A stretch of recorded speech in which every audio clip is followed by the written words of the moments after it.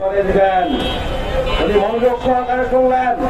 উনি আমাদের বৃহত্তর কুমিল্লার সূর্য সন্তান, উনি একজন শিক্ষক, উনি খুব ভালো মানুষ, কিন্তু বয়স থাকলে উনি ওনাকে আমি রেসপেক্ট করি, ওখানে ভালোবাসি। উনি বলেছেন যেহেতু আপনারা আন্দোলনে যান নাই, আপনাদের কথাগুলো আমি মনোযোগ সহকারে শুনেছি, আপনাদের প্রতিষ্ঠানগুলোকে আমি একটু মুক্ত করে দেব, আমাদেরকে সময় দেন। ইতিমধ্যে আমার ছাত্র সমন্বয় ছাত্র আব্দুল্লাহ আমার এলাকায় গিয়েছিল, আমি সেদিন এখানে কর্মসূচি অংশগ্রহণ করেছিলাম। আমার পাশের এক কলেজের অধ্যক্ষ করণ নাম তার, আমার ছোট ভাই হয়, তাকে বলেছি যে আমাদের কথা বলো, আপনাকে স্মরণ করিয়ে দাও।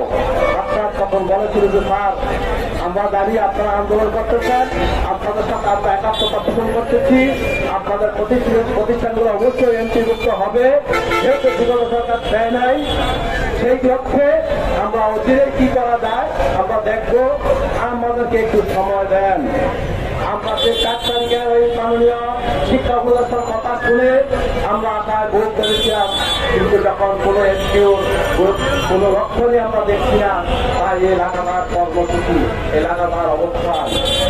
আমি জানি আমরা এই ঐতিহাসিক প্রেস ক্লাবের চত্বরে আমরা যারা সমবেত হয়েছি, এই 23 তারিখ থেকে আজকে 11তম দিন, আপনারা খুব কষ্টে আছেন, আমরাও খুব কষ্টে আছি। আমরা একটু না নিয়ে ঘরে ফিরে যাবো না ইনশাল্লাহ। ইতিমধ্যে অনেকে বিভ্রান্তমূলক কথা বলে। গত সরকারের আমলেও গত সরকারের একজন অর্থমন্ত্রী ছিলেন, যাকে আব্দুল মুহিত, যাকে মাল হিসাবে আমরা চিনি।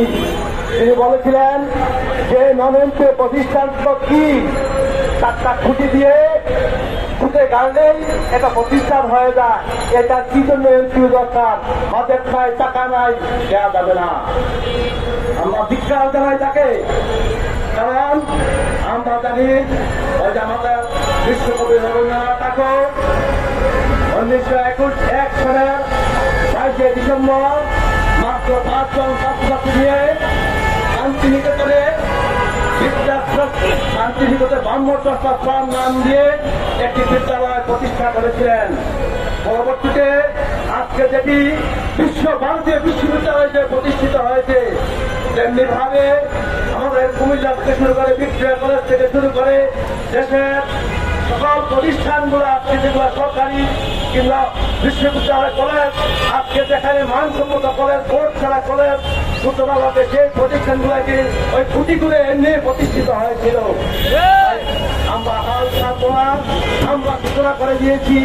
তাহলে প্রেক্ষাপটে এই প্রতিষ্ঠানগুলোকে যদি আজকে সরকার এমপিভুক্ত করে দেন, তাহলে কিয়ামতের আগ পর্যন্ত এই প্রতিষ্ঠানগুলো টিকে থাকবে। আমি থাকবো না, আপনি থাকবেন না, আমাদের ভবিষ্যৎ জেনারেশন, ভবিষ্যৎ প্রজন্ম যুগের পর যুগ টিকে থাকবে, এই প্রতিষ্ঠানগুলো টিকে থাকবে। তাই আপনাদের অনেকেই চাকরির বয়স প্রায় শেষের পথে, আমরা হাল ছাড়বো না। কারণ এই প্রতিষ্ঠানগুলা, আমি যেমন আমার এলাকায় নিজে প্রতিষ্ঠাতা অধ্যক্ষ হিসাবে নিজে কলেজ করেছি, কলেজ, অন্য একটি সরকারি চাকরি ত্যাগ করে সরকারি উচ্চ বিদ্যালয়ের আমি ভাগ করেছিলাম। তারপরও 2001 সালে জোট সরকার আমার সদ্যদাতা অধ্যাপক ইউনুস, যিনি উইটং ডিগ্রি কলেজ প্রতিষ্ঠা করেছিলেন, তার এই হাত ধরে তাকে অনুসরণ করে এই শিক্ষকতার পেশায় এসেছি। কারণ আমাদের অর্থবিত্ত বৈধ পাঠ বাড়ি গাড়ি না থাকতে পারে, দিন শেষে আমরা একজন শিক্ষক, আমরা পাঠদান করি। আপনাকে আমাকে সবাই অনুসরণ করবে, আমরা এমন কোনো কাজ করবো না যেটা নিয়ে মানুষ সমালোচনা করে। তাই এই সরকারের প্রতি আমরা আহ্বান জানাচ্ছি, আমরা আন্দোলন কর্মসূচিতে যেতে চাই নাই, আমাদেরকে বাধ্য করা হয়েছিল। আলোচনার পাশাপাশি আমরা আমাদের আন্দোলন চালিয়ে যাচ্ছি। বিশেষ করে আমাদের নারী নেতৃবৃন্দ, নারী শিক্ষক যারা আছেন, কষ্ট স্বীকার করতেছেন, কারণ তাদের ছেলে মেয়ের ত্যাগ স্বীকার করতে হয়, স্বামীর সংসার করতে হয়। আজকের আমি কালকে এই কষ্ট দেখে আমার খারাপ লেগেছে, কারণ আমি আসলে কালকে তৈরি খেতে এখানে আসি নাই। আমার এক সহকর্মী কেন্দ্রীয় সমন্বয়ক বলেছিলেন যে স্যার আসেন, অভিজ্ঞতা অর্জন করেন, দেখা যান একদিন হলেও আসেন। আসলে কালকে এসেছি, কিন্তু ভালো লেগেছে। সবার সাথে আপনারা অংশীদার হতে পেরেছি, কিন্তু এই কষ্ট আর কতদিন? আপনারা সরকার মিডিয়া থেকে শুরু করে তিন মিডিয়া ইলেকট্রনিক বাইরে আছেন, আপনারা আমাদের সরকার এই খবরগুলোকে সমাবেশ করতেছেন। আমরা যদি আপনারাও চান প্রশাসনের দুই প্রশাসন থেকে শুরু করে সবাই চায় আমাদের প্রতিষ্ঠানগুলো মুক্ত হোক, কিন্তু কোন কারণে আমরা ঘোষণা পাচ্ছি না তারা জানি না। তাই আমরা শপথ নিয়েছি এই রোজার মাসে আমরা প্রয়োজনে এখানে ঈদ করবো, কিন্তু এই ঐতিহাসিক প্রেস করার চক্কর ছাড়বো না। আমরা একটু না নিয়ে বাড়ি ফিরবো না, অবশ্যই একটু নিয়ে যাবো। একটু ছাড়া আমাদের এখন আর কোনো কথা নাই।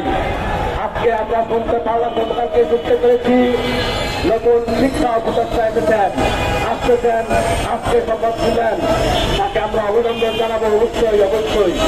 কিন্তু জামান যিনি শিক্ষামন্ত্রী ছিলেন, শিক্ষা উপদেষ্টা ছিলেন, তিনি তো আমাদেরকে কথা দিয়েছিলেন যে আমি আপনাদের প্রতিষ্ঠানগুলোকে একটি মুক্ত করে দেবো। ওই মন্ত্রণালয়ে কিছু বিগত সরকার আমলে আমরা আছে, আমি শুরু থেকে আমলাকে পছন্দ করি না। সে আমরা ফল ফুটিয়ে আমাদের প্রতিষ্ঠানগুলোকে একটু এমপি থেকে বঞ্চিত করে রেখেছে।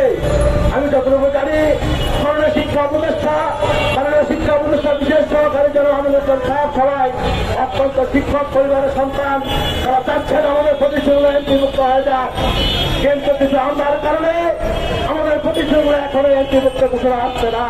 তাই আমাদের অবস্থান কর্মসূচি আমরা চালিয়ে যাব, আমরা ছাড়বো না। তাই